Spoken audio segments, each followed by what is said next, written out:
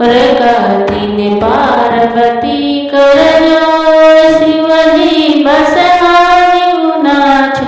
हमरा डोरिया जैते हथवाला आसन मिर्गा छालवान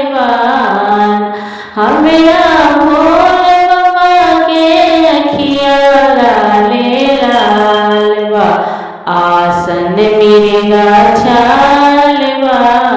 कहतीन पार्वती कर शिवजी पूजवा दिउ ना छोड़ कहतीन पार्वती कर शिवजी भस्मी दिउ ना छोड़ चंदन घासैते हथवा लालवा आसन मिर्गा छालवा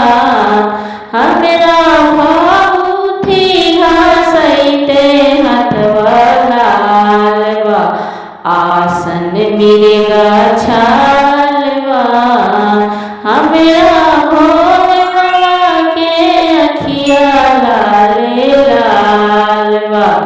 आसन मिर्गा छालवा।